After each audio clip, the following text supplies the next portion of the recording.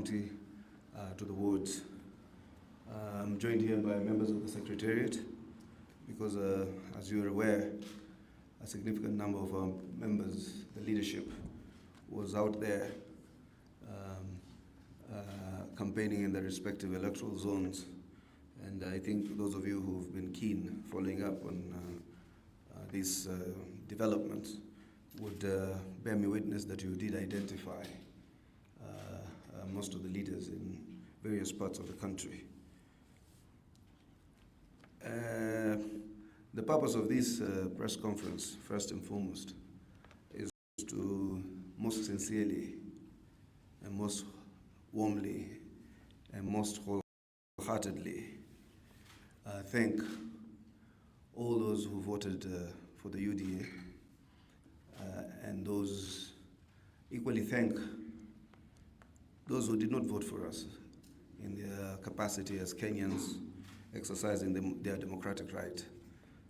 I want to tell you in no uncertain terms that we have heard, and we will ensure that all concerns and all this information that was gathered during these by-elections, campaigns across the country, will continue to inform the debate and the discourse this party will continue to have, but is to most sincerely convey our gratitude to all those who participated in these elections.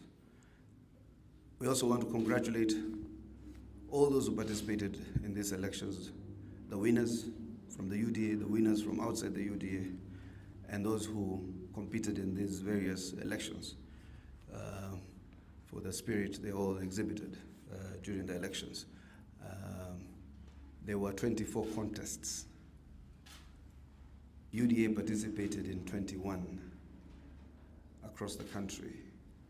We won 12 of the 21. Our other allies won 6 within that broad spirit of the BBG. So we actually have secured an almost supermajority in all these contests across the country. It shows that the unity of the country is paramount, and Kenyans are appreciating both the development programs by the president and the Kenya Kwanza government or the BBG government, and appreciating the unity exhibited by the various political formation in this country, particularly the Kenya Kwanza government and ODM. And therefore also congratulate all those who won from our BBG government formation, Boyd, Omondi, and Harrison Gombe, and others from Fort Kenya in Fafi, who also have won a similar feat. Secondly,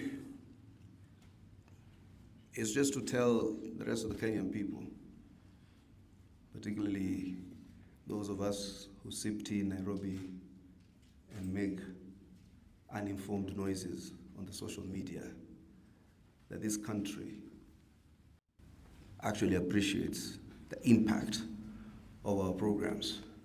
In fact, in a lot of the areas that were hitherto excluded from this country's development framework, marginalized and minorities, the contests were not between us and the united opposition. In fact, either the united opposition is not concerned of these areas, or those in these areas are not concerned about the united opposition. There was no united opposition candidates in all these areas that were hitherto marginalized. In Turkana, the contest was between us and ODM. In Banisa, it was between us and Fort Kenya. In other places, it was us and UDM, like in Tana River. These are the people who the Kenya Kwanza or the BBG government programs have impacted most strongly. People who have seen roads for the first time since independence. People who are accessing healthcare in manners that they never anticipated or ever imagined. people who have the promise of water, and there's deliberate effort that they can see. Just today, the president has launched the Rironi, even as I speak, Rironi Mau Summit Road. And by March next year, we will be launching the Mau Summit Malaba. I want to bring the entire country into the matrix of development. And I think that's the audacity and the courage of the Kenya Kwanza government. These elections, like most of you in the media had called it, was like a test. It was like a midterm. All of you understand in democracies, electorates punish heavily governments that probably will be popular a year or two down the line. It's happening to Donald Trump. It's happening in a lot of other democracies. But this one gave us, to the contrary, gave us a faith, an expression of confidence, a vote of confidence. And we want to really thank the people of Kenya who expressed confidence. Because we see tea in Nairobi, going to the social media, and are constantly sabotaging the government's programs. You're asking for William Ruto to build stadiums and pay debt, some of you in the first 6 months of his administration. I have that pattern. Some of your media houses were asking William Ruto, Deni, Kenya is indebted. And you're wondering, is this man or woman who's asking this question sincere? So you need to exercise a bit of sincerity and have some philosophy that informs part of your critique. Sometimes, you know, when politicians, as absurd as they might sound, sometimes you ask a question, and I ask myself later on, what school did that man or young woman go to? Because that question that he asked is evidence of the most acute sense of ignorance. So we must also now, as a country, be a bit more sincere, because we've impacted on the people left out of the prison. We said here, bottom-up economic transformation agenda. The word transformation was used because the word revolution would have sounded too extreme to many of you in the middle class. These types of revolutions, where you totally and fundamentally reorganize the architecture of a country, be it it's economic, it's social, it's political, are usually revolutions that are carried out by militaries. Che Guevara, Thomas Sankara, but we carried out through a democratic process. And we were brave, unlike other governments in the past, which cow down on the basis of being told not to implement the universal health care. We soldiered on. You told us not to implement housing. It is impacting on the lives of the Kenyan people, and it is transforming lives and offering job opportunities. SHA had some teething problems, but audaciously we continued as a government, because we believe every Kenyan deserves quality and accessible and possibly free healthcare. So we have, with courage, when we came in, we decided to own our sovereign obligations. The past government had set up a booby trap for anybody to fail, but we didn't. We went to the market, we borrowed, we were able to own our sovereign obligations. We removed controls on the Kenyan shilling. It competes in the market on its own strength. We have paid the Eurobond. We have been able to reprofile our debts on the SGR. So we have now enough headroom in our domestic revenue mobilization to undertake some other priority areas of development. The country we have been able to subsidize fertilizers, production rather than subsidize consumption. God blessed us with rains. We now have strategic reserves that are building up. Our foreign exchange reserves have built up. We have an import cover, which we have doubled from $6 billion to about $11 billion. There are things that have happened. The outlook, and not us, The IMF, World Bank gives a very positive outlook. But then you find some tedious, annoying blogger constantly trying to destroy a country.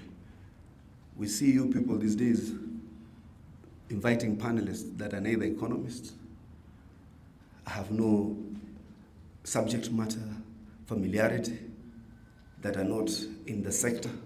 Everybody these days knows everything. Every Kenyan is an expert on everything, which is fair enough. But at least even the way I understand Islam, it has compartmentalized knowledge. Everybody has his own sector speciality. That's why you would hardly hear me speak about medicine. I leave those with medicine. Like in Kenya, you can even do an open heart surgery and kill the patient. So we need to be a little more sincere about this country. The president in the State of the Nation articulated a grand plan for Kenya to build its muscle and its infrastructure through its own resources, through the National Sovereign Fund. Because we are testing new parameters. People are usually accustomed to doing things the old usual way. We sought the government or the validation of the Kenyan people on an agenda. We are the first government after KANU post-independence that is implementing its manifesto word for word. I can show you everything that is in that manifesto that is being implemented. You have it in your public record. Be it stadia, be it the creative, be it agriculture, be it SMEs, be it housing, be it healthcare. I hope you did not think we were just beating about the bush and joking as usually other people would joke and then continue with the same path.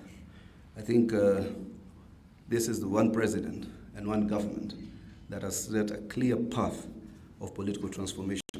And I'm happy, I must say I'm extremely elated that people out there, beyond the noises in TikTok, because if you had followed TikTok and these things you are on, you would have thought you are losing everything. Sijui Boyd is losing, it's not happening in Baringo, sijui huyu one time, sijui yule hivi. You know, sometimes build character in yourself by also being hesitant about criticizing others. You wake up an adult of sane mind and you go to the platforms of other men and other women and are constantly posting insults. And you have your picture of your daughter and your son on your profile. It's traumatizing sometimes to know the absurd use of social media. But ground vitu ni? Different. Na kama watu wanasikiza kweli ground, wangekuwa wameisikia. Sijui bado wanasikiza. Si ground imezungumza. So that is the clarion call to the Kenyan people to support this transformative agenda, to support the unity of the country. As I said, we have moved from that divide and rule of the colonial relic to unite and rule, have the participation of everyone. We are trying to rebuild the ethnic fractures that were created by the colonial masters. We are trying to get rid of the colonial borders. That's why we are unapologetically Pan-African in this party. We believe in the unification of Africa, or in the East Africa. Even some of us understood Museveni, most of you didn't understand. He simply said, why do you allow these colonial borders to limit us in terms of our trade? No Kenyan government or a leadership under the Kenya Kwanza BG government will ever restrict the use of her seas or our ocean to the detriment of Uganda. There are Kenyans, there are Sebeis there, Kalenjins here. There are Tesos there, there are Tesos here. Simply divided by colonial masters, and you hang on to these borders with such passion. Ati mimi ni hivi, mimi ni hivi. The first and most fundamental thing is to appreciate our African identity rather than the colonial partitions that put us into artificial borders. So these are some of the things this party believes in totally. We are totally Pan-African. We want to build this East African Federation of 320 million people. So it's because Me, I'm Bantu. We were told as Bantus we came from Cameroon. Nobody stopped us. Tukapata tukakuja hivi kona mpaka tukafika hapa.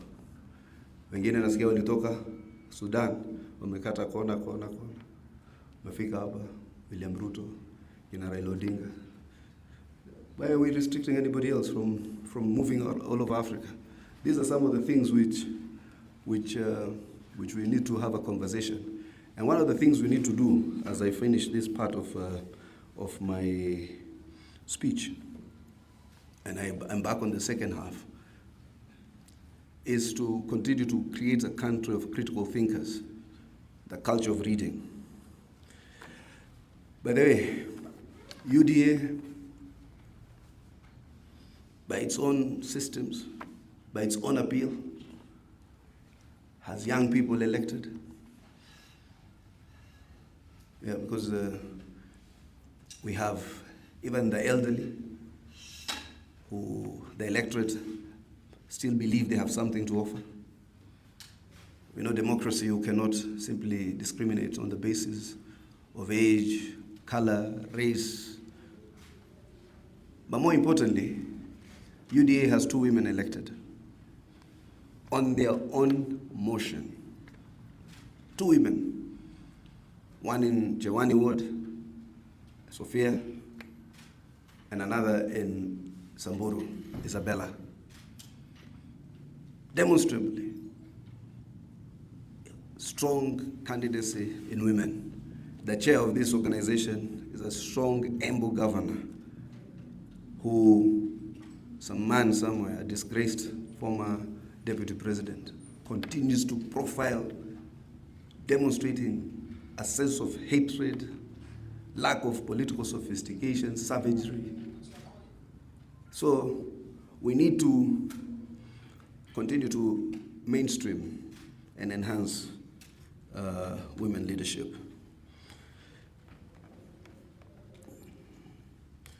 And now, it will be an anticlimax to this press if we do not also address our grave concerns, particularly to one man referred to as Wamunyoro.